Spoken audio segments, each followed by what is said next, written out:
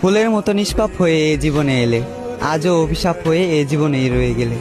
তোমার মতো ভালো কেউ আমাকে বাঁচতে পারেনি, আবার তোমার মতো দুঃখটাও আমাকে কেউ দিতে পারেনি। যতটা দুঃখ তুমি আমায় ভালোবাসি বলে দিলে।